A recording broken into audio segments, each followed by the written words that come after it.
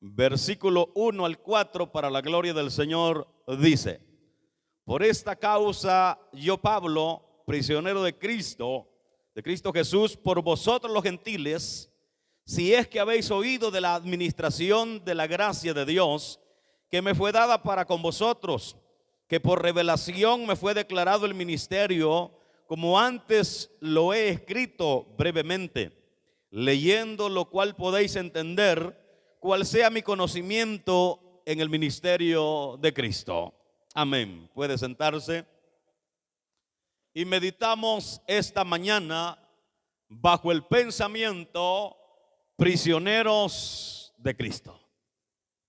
Prisionero de Cristo. El apóstol Pablo se llama a sí mismo prisionero del Señor Jesucristo. El apóstol Pablo comienza el capítulo 3 con una oración especial por los creyentes en Éfeso y en el mundo entero. Con una oración especial para que entendieran los recursos que están a la disposición nuestra. Porque a pesar de que ya les habló de las bendiciones espirituales en Cristo en el capítulo 1, y que le habló de los beneficios adquiridos en el capítulo 2, pero a Pablo le parece, por su oración, que su oración no empieza en el versículo 1, sino hasta el versículo 14. Pero a Pablo le parece que los efesios todavía no le han entendido, que todavía no han alcanzado a comprender las palabras y la dimensión de lo que él está hablando. Y por eso se ve en la necesidad, en el capítulo 3, 14 en adelante, de iniciar con una oración que abra el entendimiento de los creyentes en Éfeso. ¿Para qué? Para que entiendan los recursos al ser uno en Cristo Jesús. Y yo pienso que esa oración no solamente era para los efesios, sino para la iglesia en general donde se leyese esta carta, para que los hermanos, los creyentes, entendieran el significado, la grandeza, lo inmenso de esta bendición, de que Jesús, ahora somos uno en Cristo Jesús. O sea que Jesús y yo no somos dos, somos uno a su nombre. Usted y Jesús no son dos, es uno en Cristo Jesús. En otras palabras, Pablo dice: Cristo Jesús está en nosotros, es parte de nosotros. Y esa unidad de la que habla el capítulo 2, los efesios la habían visto como algo sencillo, como algo normal, como algo tranquilo. Y Pablo dice: por esta causa doblo mis rodillas, para que ustedes entiendan, gloria a Dios, lo que significa el estar unido en Cristo Jesús. Y él dice que recalca algunas palabras que ya ha mencionado en el capítulo 2. La recalca. A Pablo le parece que los efesios todavía no están comprendiendo las maravillas de las que él está hablando. Y muchas veces nos sucede a nosotros, y a todos nos ha pasado más de alguna vez, que el exponente de la palabra está emocionado, está admirado, está diciendo, estoy diciéndoles una verdad grande, y los hermanos están como que está hablando en chino el predicador, y dice: no le entiendo. Así estaban los efesios. No comprendían la dimensión de las maravillas, de los recursos que nosotros tenemos. Ahora bien, cuando nosotros entendemos, mis amados, las grandezas y las maravillas de Dios, es entonces que cambia nuestra situación. Cuando entendemos que nosotros no somos cualquier cosa, no somos una cosita más ahí en la esquina, no somos otro ser humano corriente. Cuando entendemos las maravillas, la grandeza de Dios a nuestro servicio, oiga lo que le estoy diciendo, los recursos de Dios para nosotros, entonces nuestra actitud cambia, gloria a Dios. Ya no es una actitud de derrotado, ya no es una actitud pésima, ya no es una actitud de agobiado, de tímido ahí, que no quiero avanzar, que no sé qué hacer. Cuando sabe y entiende los recursos que tiene Dios para usted, entonces dice: todo lo puedo en Cristo, porque Él me fortalece. Y tal vez no hallemos la solución a algunas cosas en el momento, pero sabemos quién tiene la solución. Tal vez no obtengamos en el momento lo que queremos, pero sabemos que lo vamos a obtener. ¿Por qué? Por los recursos, por las maravillas que Dios ha puesto a nuestra disposición. Y el apóstol Pablo inicia diciendo: por esta causa. Introduce en su discurso la causa que a él lo lleva a orar, a escribir este capítulo 3. Dijimos que en realidad la oración comienza en el versículo 14, pero Pablo hace referencia nuevamente, dice: por esta causa. Y en el versículo 2, él habla de las cosas que unen a nosotros, el cuerpo, y a Cristo. Y dice: ya las he mencionado anteriormente, y que los que estamos en Cristo somos uno en el Señor. Y esto debe llevarnos a nosotros a reflexionar. Por ejemplo, nosotros tenemos una forma de comportarnos en familia, que le voy a llamar no una forma mala, sino una forma de confianza. En el núcleo familiar uno tiene una base de confianza, o sea, uno actúa en su naturaleza y no se preocupa por impresionar al papá, a la mamá, al hermano, no se preocupa por eso. Pero qué diferente es cuando llega una persona de distinción, una persona de otro hogar, de otra familia, que ocupa un puesto importante en la sociedad, en el país. En nuestro comportamiento cambia. Tratamos la manera de que las cosas se den bien, amenazamos a los niños de que se comporten y tratamos de hacer las cosas con equilibrio. ¿A qué quiero llegar con esto? Que quizás nosotros en nuestra humanidad nos comportemos en esa confianza, pero debemos recordar que somos uno en Cristo Jesús. En otras palabras, Cristo vive en nosotros, y que hay acciones de confianza que nosotros hacemos cuando estamos solos o en el núcleo familiar que podrían ser incómodas para el Señor Jesucristo. Amén. Ahora, no hablemos de las cosas cómodas, sino de las cosas incómodas, términos: pecado, faltas, errores. Entonces nosotros debemos tener presente siempre que Jesucristo está en nosotros. Y muchas veces nos frenamos, nos detenemos y no actuamos como el mundo esperaría que actuáramos, no porque le tengamos miedo a fulano, no porque le tengamos temor a mengano, sino porque sabemos que la persona de Cristo está morando dentro de nosotros. Y eso nos lleva a comportarnos de una mejor manera. Gloria a Dios. Entonces, Pablo recuerda, dice: por esta causa doblo mis rodillas, alabado sea Dios. Por esta causa yo, Pablo, dice él.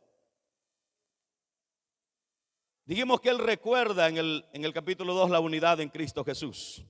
Ahora, la primera verdad que Pablo menciona en este texto está relacionado con su propia situación y el ministerio que Dios le ha confiado. Pablo tenía claro de quién le había llamado. Pablo tenía claro cuál era su situación y su compromiso con el Señor.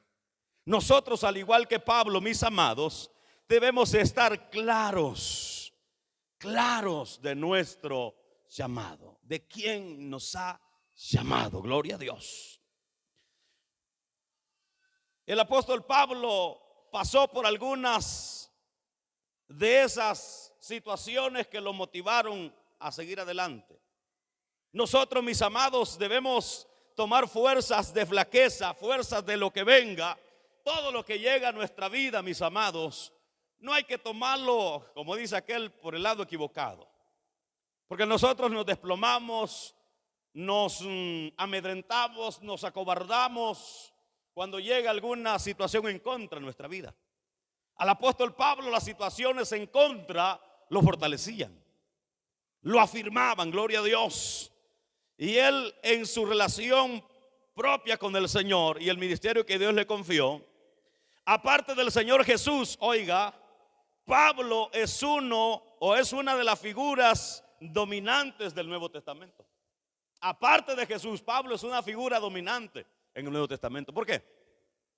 Porque de las 27 libros que hay en el Nuevo Testamento, al menos 13 de ellos porque hay una que se mantiene en debate todavía y quizás al llegar al cielo lo vamos a averiguar, que es Hebreos. Pero 13 escritos de Pablo están en el Nuevo Testamento. Ni uno de los primeros 12 apóstoles llamados pudo resaltar tanto como el apóstol Pablo. Y Pablo reconoce eso y dice, no es que sea yo, no es que sea mi sabiduría, sino la gracia de Dios en mi vida, gloria a Dios. Entonces es alguien que resalta en el Nuevo Testamento y en las instrucciones que da, que hoy tenemos como iglesia. Muchas o la gran mayoría de esas instrucciones se las debemos a la revelación que el apóstol Pablo recibe. Ahora, Pablo dice que no es él, sino la gracia de Dios en él. Ahora, ¿cómo decimos nosotros cuando nos va bien con bastantes privilegios? Nos alegramos, nos gloriamos en el Señor y decimos, no son los hermanos, es la gracia de Dios sobre mí. El apóstol Pablo decía eso. Ahora, las credenciales del apóstol Pablo están en el versículo 1 de Efesios, capítulo 1, versículo 1. Pablo, apóstol de Jesucristo, por la voluntad de Dios, a los santos y fieles en Cristo Jesús que están en Éfeso. ¿De quién era apóstol Pablo? Pablo, apóstol del Señor Jesucristo. No era apóstol de los últimos tiempos, era de Jesucristo. Ahora tenemos una fiebre de apóstoles en nuestra era. Pero si los ponemos a la par de Pablo, como dicen algunos, ni para amarrarle las chancletas a Pablo. Porque Pablo no era de estos apóstoles hoy, de la prosperidad, de la comodidad. Pablo era alguien que sentía el fuego de predicar el evangelio en su corazón, gloria a Dios. Ahora, oiga los títulos, las credenciales de Pablo, apóstol de Jesucristo. Y después podemos revisar los milagros, las maravillas que hizo. Y se me viene un pensamiento siempre, si en el tiempo de Pablo hubiesen existido los aviones o algún otro medio más rápido para moverse, ese descubre América antes que Cristóbal Colón. Porque llegó al punto el apóstol Pablo de que el Espíritu Santo le decía, no, ahí no. Amén. Cuidado, ahí no, pasa para allá. A la iglesia de hoy el Espíritu Santo la empuja a que vaya y es la iglesia la que dice, no, ahí no. Amén. El Espíritu Santo nos impulsa, no, ahí no, aquí sí. ¿Y por qué ahí no? Es que ahí es peligroso. Es que ahí no quieren, es que allí solo son enemigos del evangelio. Pues ¿y a dónde es que vamos a ir a predicar? A los mismos creyentes. Porque hay pastores que les gusta pescar en piscina, en pecera. Eso no es así. Que pescar afuera, a su nombre. Entonces, el apostolado de este Pablo es sorprendente, pero aquí él mismo se presenta como prisionero de Cristo. No saca su credencial de apóstol, ni de todas las señales, ni milagros, ni el respaldo. No, prisionero de Cristo, gloria a Dios. Y mire, aunque él ya había sido prisionero en muchas otras ocasiones, fue arrestado por los judíos y él nunca dijo soy prisionero de los judíos. Fue presentado a los romanos, pero él nunca dijo soy prisionero de Roma. Apeló a César y él nunca dijo soy prisionero de César, alabado sea Dios. Pero aquí él dice, yo, Pablo, prisionero de Jesucristo, alabado sea Dios. Nunca él, aunque la situación fuera contraria, él nunca dijo, soy prisionero de esto, de aquello, no. Porque él sabía que aunque lo tenía César, aunque lo tenía Roma, aunque lo tenían los judíos, aunque lo tenía el Sanedrín, gloria a Dios, él estaba en las manos del autor y consumador de la fe llamado Jesucristo. Y que nada ni nada pasa si Dios no lo permite. Y él estando en el Sanedrín, él defiende su fe. Estando ante los judíos, defiende ante Félix, ante el César, él defiende su fe. Estuvo ante reyes, ante el rey Agripa, y defiende su fe, porque él sabía que aunque con toda la autoridad que tuviera el Sanedrín, que es la máxima autoridad de Israel, y que aunque estuviera ante el rey Agripa, aunque estuviera ante César, aunque estuviera ante cualquier personaje de autoridad en esta tierra, él sabía que si el Dios del cielo no permitía que le pusieran mano, no lo podían tocar. Gloria a Dios. Entonces él se llama a sí mismo prisionero de Cristo. El apóstol Pablo tuvo que padecer mucho, pero lo hacía con gozo para la gloria del Señor. Gloria a Dios. El apóstol Pablo, mis amados, sabía que él había sido comprado a un precio muy alto, a un precio muy caro. Y yo le tengo una buena noticia: el precio que pagaron por Pablo, la sangre que se derramó por el apóstol Pablo, fue derramada por usted también. Eso quiere decir que si el apóstol Pablo estaba seguro de que él había sido comprado a un precio muy alto, usted también debe estar seguro de que ha sido comprado a un precio muy alto. Alabado sea Dios. La otra cosa que el apóstol Pablo sabía es que había sido comisionado, enviado a predicar el evangelio a los gentiles. Por eso es que al apóstol Pablo se le llama el apóstol o el predicador de los gentiles, porque fue enviado a predicarle a los gentiles, a llevar el mensaje de salvación a los gentiles. Gloria a Dios. Ahora, por ende, como él mismo lo declara, era prisionero de Cristo. Lo que hiciera y donde fuera estaba bajo el control exclusivo del Señor Jesucristo. Por eso a Pablo no le preocupaba. Muchas veces le decían, en una ocasión que iba a subir a Jerusalén, un profeta se levanta y le dice: Pablo, no subas. Y hacen la seña de cómo lo iban a amarrar, cómo lo iban a castigar en Jerusalén. Y él dice: no tengo miedo, no escatimo mi propia vida, con tal haga lo que el Señor me ha enviado a hacer. ¿Por qué él decía esto, Pablo? Porque él sabía que todo lo que él hacía, donde él estuviera, estaba bajo la mano soberana del Señor. Ahora, nosotros podemos también decir que nuestra seguridad, nuestra bendición, no depende del lugar en donde estemos. Nuestra seguridad no depende de la zona donde estemos. Nuestra bendición no depende del lugar en donde estemos. Porque usted podría decir: me voy a ir para tal lugar porque ese lugar es más seguro. Me voy a ir para tal lugar porque aquí la muerte anda cerca. Pues a nosotros no debe importarnos el lugar ni el modo, sino que esté Cristo en nuestro corazón. Porque nuestra seguridad, porque nuestra sanidad, porque nuestra bendición, porque nuestra alegría no viene de los hombres, viene del Dios de gloria. No sé si alguien adora la majestad de Dios esta mañana. Alabado sea Dios. Y Pablo sabía que sin el consentimiento de su Señor no podía pasar nada. Los planes de Dios iban caminando y Pablo reconocía eso. Él se sujetaba a los planes de Dios. Ahora bien,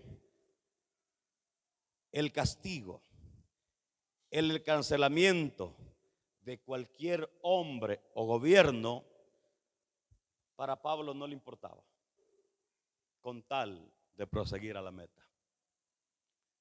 Y podrían decir algunos: es que quizás Pablo era masoquista. ¿Qué es masoquista? Alguien que le gusta que lo maltraten, que lo golpeen. Esa es una persona masoquista. Pero Pablo no era masoquista. Pablo no es que vengo a que me castiguen, no, él iba a predicar. Pero los enemigos del evangelio, Satanás se levantaba en contra de él y muchas veces lo metían en la cárcel, muchas veces lo apedreaban, lo azotaban, le insultaban. Pero él, mira, dice que una vez se quedó sin conocimiento, despertó, sacudió el polvo y a volver a predicar. Yo cuando leo eso, se me pone la piel de otro modo. Porque lo encarcelan, lo apedrean, lo azotan. Y luego los insultos, las escupidas y lo demás, pues que sería lo de menos. Y se me pone la piel a mí un poco así, blandita, porque yo sé que usted no, porque yo, con una mala mirada que me hagan, ya siento que me hago así. Ya que un hermano me mire feo, ya me siento acobardado. Ya cuando un hermano se enoja, ya me siento acobardado. No digamos si alguien me llegara a insultar, a maltratar, me escondo. Yo sé que ustedes no, ustedes son valientes. Pero me da pena con el Señor. Porque la forma en que los apóstoles, la iglesia primitiva, predicaron este evangelio, vivieron este evangelio, sufrieron este evangelio, y yo me da pena con mi actitud a la hora de caminar en este evangelio maravilloso. Porque a mí no me han pegado ni una pedrada, quizás a lo mejor usted sí. A mí nunca me han azotado por predicar el evangelio. Ya me han insultado, pero eso no es nada. Pero muchas veces como iglesia nos acobardamos y nos encaprichamos en cosas que no valen la pena. Hermano, ¿y por qué no va a la iglesia? Es que no me saludaron, es que no me dieron la mano, es que no me dan privilegio. ¿Acaso los privilegios los que viene a buscar usted? ¿Acaso es que usted viene a buscar otra cosa? Yo vengo a buscar la paz de Dios, el poder de Dios. ¿No es cierto que la iglesia de hoy debe despertar? ¿No es cierto que la iglesia de hoy debe volver al primer amor? Aquel amor donde nos deseábamos, nos desesperábamos por estar en la casa del Señor, por estar aquí y no estar callados, sino que adorando al Señor. Y mucha gente pregunta: ¿y hoy por qué no se derrama la gloria de Dios? ¿Y hoy por qué no se siente el Espíritu Santo? Es porque no veniste a adorar, es porque no veniste al culto. Pero ¿cuántos venimos a adorar la majestad del Dios del cielo? Alabado sea Dios para siempre. Entonces Pablo se encomendaba en el plan de Dios, y todo lo que viniera, castigo, cárcel, hambre, persecuciones, la sufría por amor a Jesús. Y mire cómo describe la forma griega al denominado caso genititivo de causa y origen. Oiga, que cumple la función de identificar a Pablo como un prisionero perteneciente a Jesucristo, quien fue la causa de su encarcelamiento. Pablo no está preso por su causa. Pablo está preso por la causa de Cristo. Y cualquiera estando preso por predicar, hace esto, mire, cierra la Biblia y la pone a un lado. Bueno, esto es lo que yo me gano por servir a los hermanos. Esto es lo que yo me gano por predicar. Pues ya no predico. Y Pablo no, en la cárcel, escribiendo la carta a los Efesios, escribiendo las maravillas del Señor. Alabado sea Dios. Oiga, la perspectiva o la forma de ver las cosas es algo importante. La forma de ver las cosas, mis amados, es algo importante. La manera como vemos y reaccionamos es más importante que las circunstancias mismas. Oiga, la forma de ver las cosas, la manera que vemos y reaccionamos ante las circunstancias son más importantes que la misma circunstancia. ¿Qué quiero decir con esto? Si todos nos detenemos a ver nuestra situación inmediata, entonces todas nuestras circunstancias nos controlan. Si usted se pone acá y dice: yo soy pobre, estoy enfermo, estoy solo, ya no sigo porque ya fueron tristes. Pero si usted se pone en esa situación, las situaciones lo van a controlar a usted. En vez de usted tomar control sobre esas situaciones, las situaciones lo van a controlar a usted. Por eso le dije que la forma de ver las cosas es importante. En ese caso, mis amados, si las circunstancias nos dominan, cuando las circunstancias son buenas, estaremos bien. Pero cuando las circunstancias sean contrarias, nos sentiremos mal. ¿Por qué? Porque las circunstancias nos van a controlar a nosotros. quiero ponerle un ejemplo para que usted me comprenda más claro. ¿Se recuerda cuando Lázaro murió? El Lázaro, el amigo de Jesús. ¿Qué hizo Jesús cuando le dijeron que Lázaro ya muerto? Vámonos, vámonos. No, como que le habían dicho que él de fiesta estaba, se quedó otro ratito. Luego llega Jesús y sale corriendo la hermana de Lázaro. ¿Qué le dijo? Señor, si tú hubieras estado aquí, le dijo, no hubiera muerto mi hermano. Y Jesús tranquilo. Marta, no te he dicho que si creyeres verás la gloria de Dios.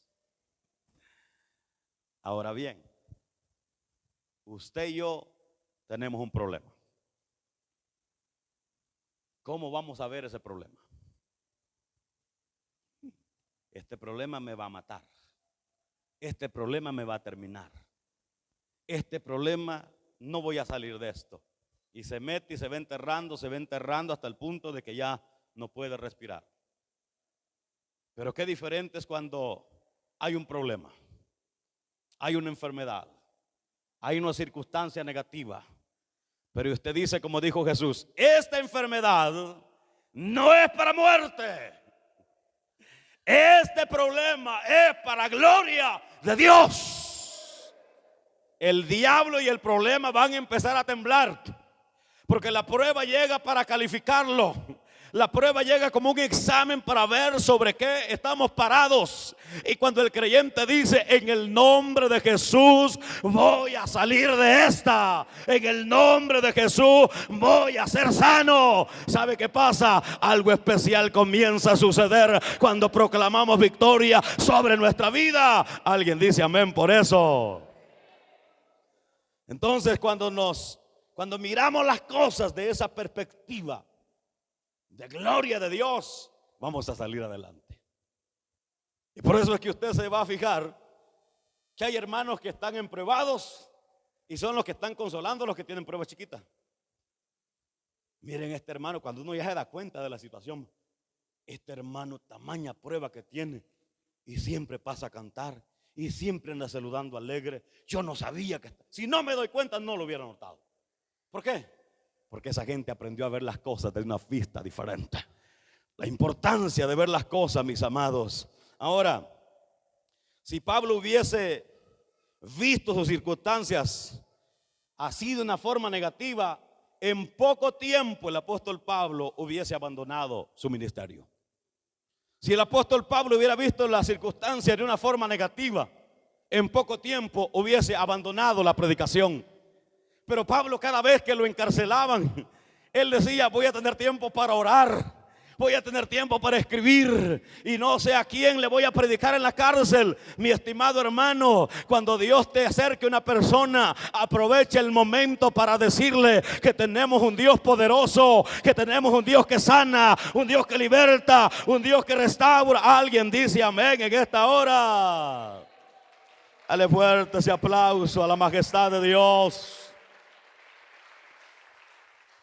Si el apóstol Pablo hubiese pensado que su vida estaba en las manos de sus carceleros, si su vida estaba en las manos de los gobernantes, Pablo se hubiese desmoralizado, Pablo se hubiese rendido.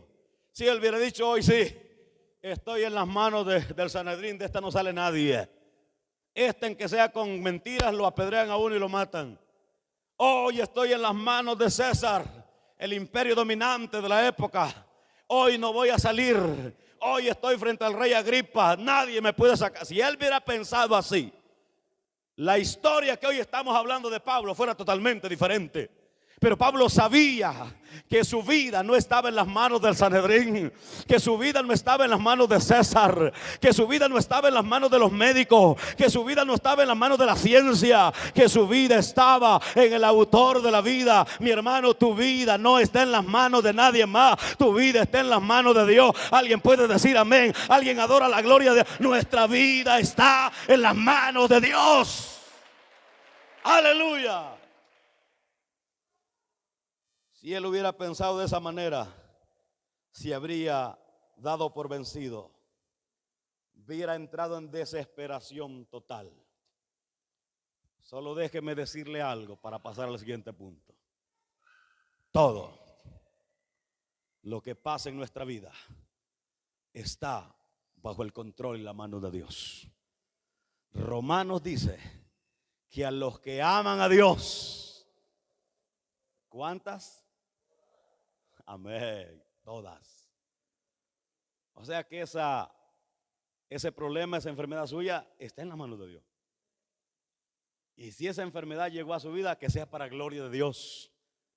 Si la enfermedad del enemigo quiso vernos derrotados, agobiados ahí, tristes, no le dé gusto al diablo. No le dé gusto a la enfermedad, no le dé gusto a la carne. Dele gloria a Dios. Usted dígale: Señor, quizás no entienda, quizás no me guste este proceso, pero tú sabes lo que quieres lograr en mi vida. Oiga, la perspectiva de Pablo era divina. La visión de Pablo era divina. Pablo vivió con una confianza plena en los propósitos de Dios. Así debemos vivir nosotros, confiados. Hay muchas veces que la cabeza no nos deja tranquilos con una cosa y otra, buscando una explicación, buscando esto y lo otro, y se nos basta el sueño pensando. La pregunta es: si a Dios le interesa mi vida, y le aseguro que le interesa más que a mí, Él tiene los propósitos para cada uno de nosotros. Y dice la Biblia que la bendición de Jehová no añade tristeza. Entonces Pablo vivía confiando en los propósitos de Dios. Oiga, no es que Pablo supiera su futuro, no es que ya le hayan puesto la visión así: mira, Pablo va a ser, este es tu futuro. No, Pablo vivía igual que nosotros, el día a día. ¿Y qué dijo Jesús? Basta cada día su propio afán. ¿Por qué es que nos estresamos nosotros? Porque estamos en domingo, pero nuestra mente ya está en lunes, martes y ya vamos llegando a viernes. Amén. ¿Por qué nos fatigamos nosotros? Porque estamos viviendo en el futuro. ¿Por qué es que está una humanidad como zombie? Porque está viviendo en el mañana. ¿Por qué hay tanta gente inconforme en el presente? Porque está viviendo en el mañana. ¿Por qué no disfrutamos de las bendiciones de Dios hoy? Porque no estamos en domingo, nosotros estamos en lunes. ¿Por qué estamos afligidos? Porque nosotros no estamos en invierno, estamos en verano. Hay gente que ni ha terminado de llover y está pensando en la polvazón que se va a levantar en el verano. ¿Y qué sabe usted si sigue lloviendo todo el año, hombre? Disfrute hoy. Pablo no sabía su futuro, o que entendiera de todo los propósitos divinos de Dios. No. Hay cosas que para Pablo le quedaba la duda, la incertidumbre, pero confiaba en los propósitos de Dios. Yo me imagino a Pablo queriendo ir a predicar y el Espíritu Santo le dice: no, detente ahí, no. Me imagino a Pablo rascándose la cabeza diciendo: bueno, si es a predicar, ¿por qué no me dejan ir? Y aunque no lo sabía todo, aunque no sabía su futuro, o que no entendiera al 100% los propósitos de Dios, él vivía confiado. Tampoco el apóstol Pablo sabía qué había detrás de sus aflicciones. ¿Usted cree que Pablo no se preguntó en alguna vez? O cuando aquella enfermedad que le llegó, él dijo: Señor, sáname. Y él mismo dice: 3 veces le he orado al Señor para que me sane. Y el Señor me ha dicho: bástate mi gracia. Que traducido en otras palabras era: no te voy a sanar. Regocíjate en mi gracia, que es lo que te voy a dar. Amén. Muchas veces el Señor dice no, pero Él sabe por qué nos dice que no. Y en vez de pasar la vida preguntando por qué nos dijo que no, mejor démosle gloria, porque Él sabe lo mejor para nosotros. ¿Sabe de qué estaba seguro Pablo?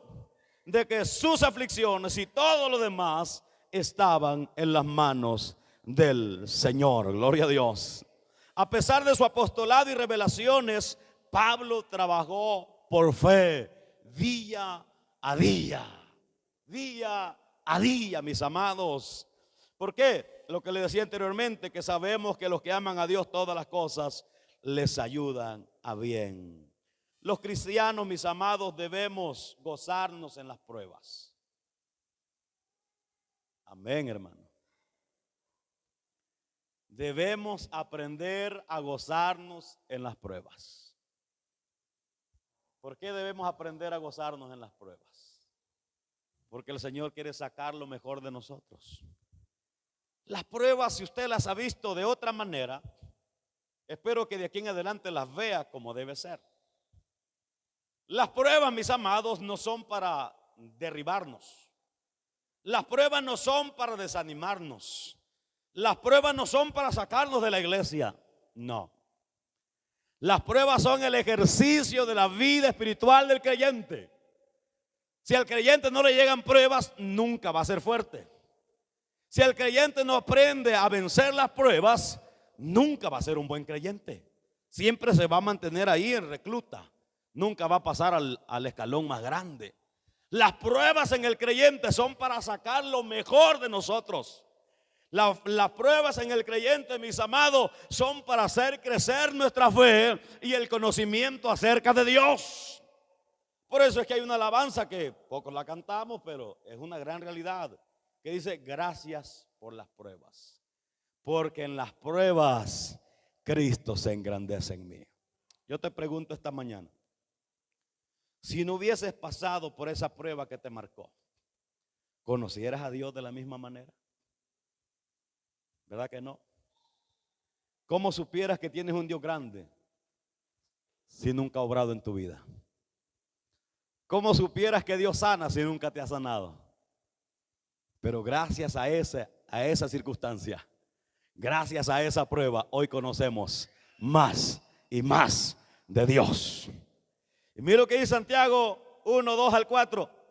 Hermanos míos, tened por sumo gozo cuando os halléis en diferentes pruebas, sabiendo que la prueba de vuestra fe produce paciencia. Mas tenga la paciencia su obra completa, para que seáis perfectos y cabales, sin que os falte cosa alguna. ¿Para qué es la prueba? Para completarnos. Amén. Ahora, Pablo fue encarcelado por el propósito de salvación de las almas en Cristo Jesús. Todo lo que Dios hace en nuestra vida, tiene un propósito. Hermano, ¿y qué propósito tiene ese vecino que le caigo mal yo? ¿Sabe qué propósito tiene eso? Que usted aprenda a perdonar. ¿Y qué propósito tiene ese que me viene a sacar y no me paga? Que aprendas a ser bondadoso. La perspectiva, la forma de ver las cosas debe cambiar en nosotros. Las cosas no llegan, mis amados, porque así es un propósito de Dios. Por eso el apóstol Pablo dice: yo, Pablo, prisionero de Jesucristo, por vosotros los gentiles. Mira el propósito de Dios en Pablo: predicar a los gentiles. Así como Cristo no fue crucificado por su propia causa, Pablo no estaba encarcelado por su propia causa, sino por amor de su llamado a servir. Alabado sea Dios. Cristo no murió porque él debiera algo. Cristo no murió porque él fuera pecador. Cristo murió por la causa nuestra, mis amados, por nuestra salvación. El apóstol Pablo no estaba preso porque él hubiera cometido un delito en esta tierra. Estaba preso porque el propósito era de Dios, que a través de esas prisiones traer el mensaje de salvación a nuestra vida. Y cuando uno, hermano, lee la historia, y hoy hay tantas facilidades para saber de la historia de la iglesia. Por ejemplo, los hombres que murieron por traducir, porque nosotros tuviésemos este sagrado libro aquí. Uno le da pena no leerlo, al leer, al saber cómo sufrieron, cómo murieron, cómo fueron torturados por tratar de tener este precioso libro. Pero la causa la sufrieron por amor a Cristo y por amor a los que un día tendríamos la oportunidad de tenerla. Y aún hay naciones, hay países donde es prohibido tener una Biblia, mis amados. Y nosotros, gloria a Dios, no tenemos 1, 2, 3, 4 ahí en la casa. Lastimosamente es que ni una de las 4 leemos. A su nombre. Dice Pablo en Colosenses 1:24, ahora me gozo en lo que padezco por vosotros y cumplo en mi carne lo que falta de las aflicciones de Cristo por su cuerpo, que es la iglesia. ¿Qué dice Pablo en las prisiones? Me gozo, me alegro por los padecimientos que hoy estoy pasando, porque los estoy pasando por Cristo y por ustedes, dice Pablo.